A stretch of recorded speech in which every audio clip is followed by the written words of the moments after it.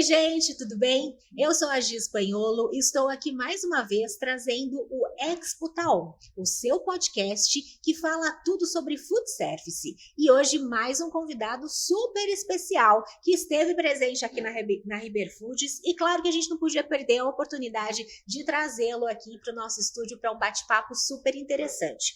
A biografia dele é longa, viu, gente? Mas vou tentar dar uma resumida aqui para vocês entenderem. Ele é formado em gastronomia desde 2006. Iniciou seu aprendizado pela culinária oriental, olha só. Atuou em hotéis, conheceu todos os setores da cozinha e também assumiu a chefia de uma rotisseria de uma rede de supermercados premium na cidade de São Paulo. Além disso, é empreendedor, realizou gestão por 4 anos de restaurante self-service, também de fábrica de brigadeiros e uma fábrica de saladas prontas. Tem muito mais aqui. Ele tem MBA, tem vários outros cursos, mas eu vou deixar ele contar um pouquinho, ele mesmo, com as próprias palavras. Estamos recebendo com muita honra Luiz Nicoletti, mais conhecido como Nico para os íntimos. Pode ser, Nico? É isso aí, com certeza. Gi, muito obrigado. Estou muito feliz de ter a oportunidade de bater esse papo hoje aqui com você nesse evento maravilhoso, que é a Expo Riber. Que legal. Nico, começa me contando então, por favor, como que se deu aí esse seu ingresso, né, por esse mundo do food service? Já dei uma resumida aqui na sua biografia, mas tem muito mais, né? Sim, sim. Quando conheci a gastronomia, confesso que eu caí meio de paraquedas. Não fui aquela pessoa que tinha aptidão desde cedo, sabe, para cozinhar. Não sonhava com isso? Não, acredita? Assim, Menino. Na verdade, o meu sonho era fazer cinema. Olha. E eu estudava cinema, tudo isso, abandonei para conhecer gastronomia e me encantei. Assim, durante a jornada, eu fui me apaixonando pela gastronomia. Depois de alguma experiência profissional, decidi empreender. Então, aí senti na pele o que a gente acaba conversando hoje, né, das dores dos empreendedores ali dos restaurantes para tentar ajudá-los da melhor maneira. Eu vivi muito aquilo. E ingressei no mundo corporativo, primeiro como chefe consultor, depois fui para outra companhia, daí para desenvolver a região sul. Então morei também em Porto Alegre, morei em Curitiba, tive outras experiências além, né, de São Paulo. E estou há 6 anos na Cargill. Hoje eu lidero a área culinária e time técnico, tanto para a parte de R&D, como essa conexão com o mercado food service, para a América Latina. Agora, Nico, você citou aí que teve muitas dores, Com né? certeza. Quais as principais dores que o empreendedor enfrenta nesse meio? Nosso podcast é longo, então, hein? Muita coisa. Tem muita coisa. Mas, basicamente, hoje, se for pensar nos principais centros ali, aluguel é uma dor muito grande. Quando inicia um negócio, falta de capital de giro. Isso é algo que muitos empreendedores vivenciam, então tem aquele sonho, abre o negócio, mas não dedicam o capital de giro adequado, pensa em sobreviver por 3 meses e aí já fica ali afundado e com a corda no pescoço, tendo que recorrer a banco e outras possibilidades, né, outras circunstâncias ali. Tem também a parte de falta de conceito. Eu acho que isso é muito importante também para a gente abordar. Então, às vezes, pensa só na comida, mas a comida é uma das partes que devem ser entregues quando você abre um estabelecimento. Tem que gerar uma experiência como um todo, né? Desde o serviço, a comida em si, mas ambiente, né? O conceito que você amarra. E falando de conceito também, falta de conceito, isso é muito importante. Localização sem estacionamento, por exemplo. Falta de padronização, não fazer conta da maneira certa, isso é muito latente no nosso mercado, inclusive. E a pessoa com falta de manejo, que às vezes é tão recorrente isso também, você vê a pessoa tinha um outro trabalho, economias da vida inteira, mas tem, por exemplo, alguém que cozinha bem na família, decidem abrir um negócio, mas não tem o manejo ali do restaurante no dia a dia. E isso acaba impactando bastante. Você falou dessa questão do conceito, né? E eu, assim, como consumidora, né, e leiga aí no mundo do food service, né, profissionalmente, eu percebo que os consumidores, né, as pessoas têm cada vez mais escolhido locais não só que têm uma comida boa, né, mas que tem um cuidado, um carinho no atendimento, um prato bonito, uma flor na mesa, algumas coisas assim que são tão simples, mas que fazem toda a diferença, né? Você acredita que isso seja também um diferencial? Nossa, sem dúvidas, sem dúvidas. E até porque se a gente for analisar nosso país, cenário econômico que a gente vive, o consumidor ele vive de fazer escolhas. Né? Então, quando ele se sente bem acolhido, ele sabe que ele vai ter uma experiência diferente, se você entrega tudo isso a ele, seu negócio sai na frente. Então, é muito além de ser aquele serviço transacional, né? Só vai lá, vai ter acesso a uma comida boa. Não, tem que gerar mais que isso, você tem que criar uma expectativa e até para conseguir fidelizar, né, esse consumidor, para que ele pense em voltar ali no seu estabelecimento devido à experiência completa que você vai proporcionar a ele. E tem que ser instagramável, né? Porque um prato bonito hoje em dia vai para a rede social, todo mundo divulga. E é um meio, assim, de você viralizar, né? Muito fácil. É uma propaganda que, às vezes, você não precisa investir em nada. Tendo uma boa ideia, você consegue divulgar de uma maneira orgânica para muitas pessoas. E quando você olha, principalmente Instagram, TikTok, tá forrado, né, de trends e ali postagens dedicadas a alimentos, alimentação, alguma sobremesa que tem uma finalização na mesa. Tudo isso é muito atrativo. Você consegue lembrar um exemplo, assim, para trazer pra gente, para servir até de dica para quem nos assiste? Nossa, tem uma série de exemplos, mas eu citaria. Teve o Morango do Amor, né? Sim. Que tá assim, viralizou super aqui no Brasil, uma trend muito forte. Mas pistache, por exemplo, finalizações ali com pistache. Então, um exemplo que eu lembro de fora e que começou a chegar aqui uma sobremesa que se chama New York Roll, que é quase como aquele cinnamon roll, né? Aquele enroladinho de canela, só que feito com uma massa folhada e com um recheio de pistache, que daí escorrendo tudo isso. Em Nova York fazia filas enormes. Começou a viralizar muito através de TikTok, tudo isso, e pulverizou para o mundo inteiro. Além de delicioso, lindo, né? Exatamente. Não tem como. É o combo completo, precisa ter tudo. Né? Sim. Em relação às questões financeiras, que eu creio que seja uma questão bem difícil também para o empreendedor, né? Porque nem sempre, de repente, ele está preparado para aquilo que vem, né? Quais as dicas que você deixa? Olha, é muito importante. Primeiro, pensar nessa experiência como um todo e aí ter algumas ferramentas, e existem, né, muitas ferramentas, e até o nosso time de chefes ali da Cargill consegue ajudar esses operadores com isso, que vão ajudar a direcionar, né, o negócio de alguma maneira. Ficha técnica é um ótimo exemplo, porque ficha técnica, assim, quando você fala no mercado assim, da ficha técnica, eles já pensam logo que é coisa de nutricionista e começa a dar até alergia nos donos de restaurante.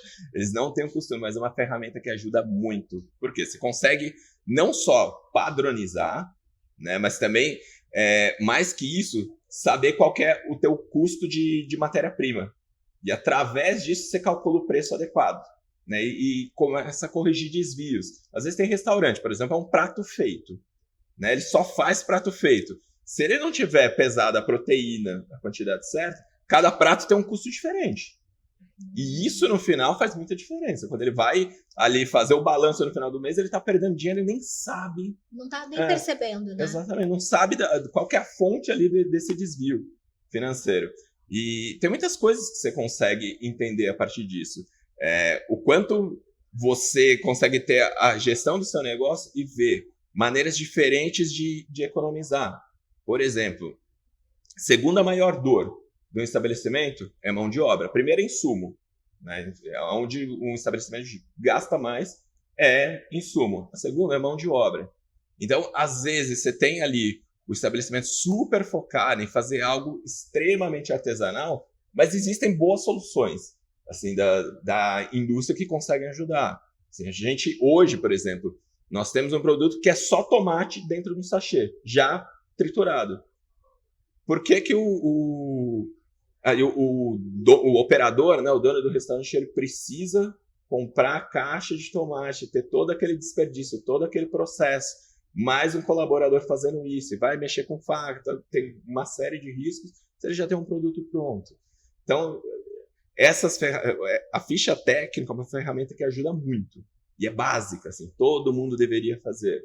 Depois disso, tem algumas oportunidades com engenharia de cardápio, por exemplo. Então, você, quando não é um self-service, né, tem alguns itens no cardápio, sempre fazer aquela manutenção, aquela análise de quais os pratos que você está vendendo mais e os pratos que não estão vendendo, e entender, né, através da ficha técnica inicialmente, em que posição de rentabilidade está cada um deles. Porque às vezes você vai ter prato que vende muito, mas não te dá retorno.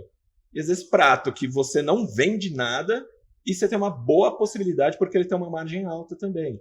E aí é onde você vai conseguir tomar boas decisões. Por exemplo, esse prato me dá uma boa margem, eu não vendo, talvez se eu promocionar, né, se eu divulgar mais ele, eu consiga ter uma rentabilidade maior. Ou às vezes faz uma finalização diferente e esse prato vira instagramável, como a gente estava conversando. Sim. São inúmeras possibilidades que a gente tem.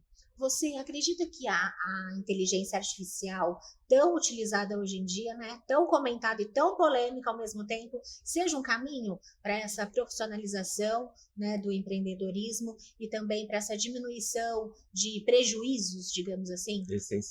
Essencial, porque todas essas ferramentas até que a gente está falando aqui agora, você consegue, através de uma inteligência artificial, que ela gere um modelo que você só vá preenchendo.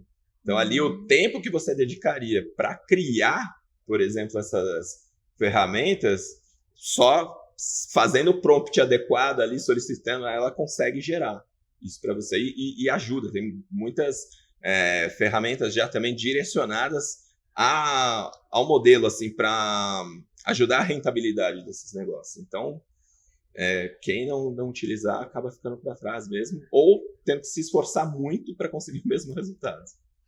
O termo pobreza de escolha é muito conhecido aí pelos donos de restaurantes, né? Mas como o nosso público é muito abrangente, queria que você explicasse, por favor, o que significa esse termo e como ele impacta, né, a vida do dono de restaurante, do empreendedor. Ótimo ponto. Pobreza de escolha seria quanto ao lugar, quanto ao conceito, quanto à matéria-prima e parceiros de negócio, né, e também quanto equipe. Então, tudo isso abrange a questão de pobreza de escolha. Quanto ao lugar, então, quando você vai abrir um lugar, por exemplo, num grande centro, você tem que entender, ou você está ali naquele formigueiro, né, onde tem muita gente passando, ou você precisa ter um lugar com estacionamento também, né? Já, assim, eu vivenciei na pele, até quando tive restaurante, que tinha o meu restaurante no passado, ele não ficava nem no formigueiro e nem longe o suficiente para eu pensar em ter um estacionamento. Então, eu via que eu perdia muito público ali porque tinha que andar um pouquinho a mais. E quando você pensa, tem vários concorrentes que estão antes, as pessoas vão deixar de ir mais longe, porque, né, se falar o horário de almoço, por exemplo, são horas ali contadinhas, tudo. Então, a pessoa tem que ter uma comodidade maior. Com relação a conceito, às vezes você tem um ponto ótimo, né? Você tem uma comida muito boa, mas não sabe o que você vende, né? Não tem aquela identidade e quer atender todo tipo de cliente porque se perde um pouquinho nisso. Então, aquela pizzaria, rodízio com sushi, com hamburgueria e confeitaria junto, meu amigo, assim, você vai ter um trabalhão danado para conseguir um bom resultado também, para ter uma operação bem redondinha. Em relação a isso, o caminho seria ser um estabelecimento mais nichado mesmo, né? O meu nicho é massa, então eu vou trabalhar só com massa. Você acha que é o caminho? Eu acho que é um ótimo caminho. Não necessariamente dizer que você tem que ser sempre especialista em tudo, mas se você tem uma determinada coisa que faz muito bem, você já está na frente de um monte de gente. Você já consegue criar uma identidade, criar um conceito bem redondinho ali do seu estabelecimento. Isso, com certeza, é uma vantagem interessante, sim. Que bacana. Agora, Nico, me conta o seguinte, você que viaja bastante, né, que conhece muitos lugares, quais as novidades que estão rolando por aí? Olha, tem muita coisa interessante. Então, a gente vê muitos consumidores buscando clareza de rótulo. Então, quando fala assim de alimentos, eles gostam de ver ingredientes que eles podem ter acesso na casa deles. Então, tem um papel da indústria de deixar cada vez rótulos mais limpos, mais interessantes. Isso é uma missão muito bacana, porque acaba agregando até saudabilidade, né? E isso também é algo que os consumidores têm procurado bastante. Saudabilidade muito ligada à performance. Pode ver hoje, assim, todo mundo quer performar no trabalho, quer performar na vida pessoal, quer performar nos esportes ali que usa como hobby. Né? Tudo está ligado à performance. Então a gente vê algumas coisas interessantes lá fora, até como água proteica com eletrólitos. E isso já é até assim, bem popular no Brasil, mas aqueles cafés que daí tem aquelas coenzimas que ajudam a que você tenha foco ao longo do dia, né? Então consegue ficar mais concentrado, mais focado no seu trabalho. Isso é muito latente. A gente vê aumento, assim, retornando o consumo alto de proteína animal. E aí, olha que interessante, muito linkado com as medicações ligadas à obesidade.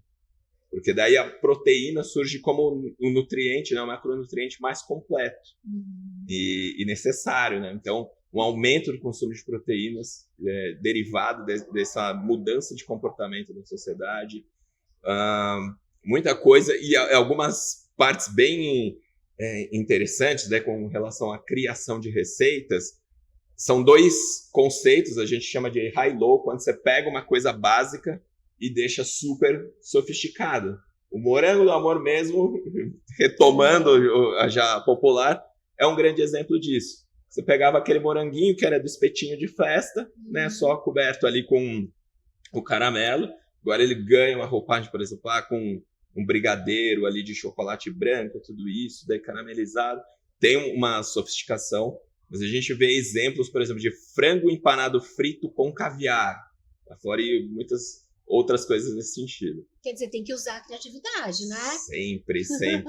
E aí a gente está sempre à disposição para ajudar os operadores no dia a dia. Que legal. Por falar em sempre à disposição, você aí representando o time da Cargill aqui no nosso podcast, como a Cargill pode ajudar, né, os empreendedores trazendo soluções aí para esse mercado? Quais as soluções que vocês trazem? Olha, a Cargill já tem como propósito sempre pensar na rotina do operador. Então, todos os produtos ali que a gente tem, que são naquelas embalagens maiores, ali destinadas ao food service, eles foram desenvolvidos ali pelo nosso time, dentro do nosso centro de inovação, visando resolver alguma dor. Então, esses produtos já, assim, pulam, geralmente a gente visa pular bastante etapa, né, e aí não precisar contar com muita mão de obra, trazer mais praticidade, pensando em sabor, pensando naquele toquezinho artesanal, como se a pessoa estivesse fazendo aquela receita super antiga, tudo isso. Então, por si só, o portfólio já ajuda muito. Além disso, a gente tem um time técnico que tem como propósito estar presente ali no mercado food service e ajudando os clientes no dia a dia. O que a gente consegue fazer? Trabalhamos em 3 pilares. Então, a parte de treinamentos, a parte de comunicação e consultoria. Com treinamentos, a gente explica a funcionalidade de todos os nossos produtos, né? Comunicação, então como é que a gente vai se conectar com esse operador? Então, vocês podem ver ali nas redes sociais, sempre tem reels, receitas, né, que a gente compartilha e mostrando como utilizar esses produtos da melhor maneira. E a nossa parte de consultoria, que é o nosso principal pilar, a gente está dia a dia atendendo novos e potenciais operadores, ensinando desde a parte operacional, então como eles podem usar da melhor maneira os nossos produtos, ajudando eles na parte financeira. Então, tudo isso que a gente falou aqui, a gente tem um time dedicado que tem ferramentas, materiais que podem compartilhar com esses operadores para ajudá-los a desenvolver, né, financeiramente, e também com essa parte de engenharia de cardápio, toda essa parte gastronômica. Então, a gente ajuda eles a mostrar quais os pratos mais rentáveis e, linkado com essas tendências que a gente está falando, criar novos pratos até para esses operadores. Que bacana. E essa parceria com a Riber Foods, como que é para a Cargill? Muito sólida, nós somos parceiros de longa data, temos uma ótima relação com a Riber Foods, e esse trabalho dos chefes, assim, a gente executa de uma maneira super profunda aqui. Então temos muitos operadores, mas também temos ainda muita oportunidade de ajudar outros clientes aqui da Riber. E sempre participando da Expo Riber Foods. Sempre. Não pode estar fora de jeito nenhum. A gente já se sente parte agregada aqui da Expo. Que legal. Nico, muito obrigada pela sua participação aqui no Expo Taon. Quero deixar para você fazer suas considerações finais e já agradecer mesmo você ter tirado um tempinho para parar aqui no nosso estúdio e passar aí tantos ensinamentos, tantas dicas para quem nos assiste. Foi uma honra ter participado. Espero poder participar outras vezes. Com certeza. Foi muito gostoso o papo. Espero que todos tenham gostado. Colocando à disposição, tanto como o nosso time técnico e a própria Cargill, ali, dúvidas que tenham no dia a dia, ou tudo que pensem você, aí operador, em monetizar e melhorar o seu negócio, contem com a Cargill como parceira, só fazer o contato com o seu vendedor Riber Foods, que eles vão nos acionar, e a quem estiver na feira, convido a conhecer o nosso stand ali, que tá com uma cascata de chocolate. Nossa, e frutinhas ali. Por favor, super convidada. Tá certo, muito obrigada, Nico. Eu que agradeço. E assim nós finalizamos mais um episódio do seu Expo Taon, direto da feira Riber Foods, aqui da Expo Riber Foods. Claro que você que está assistindo vai falar, como eu faço para ir para a feira? Não dá mais, a feira já passou, mas você fica acompanhando todas as novidades que aconteceram por aqui através dos nossos entrevistados. Eu falei com Luiz Nicoletti, representando aqui o time da Cargill.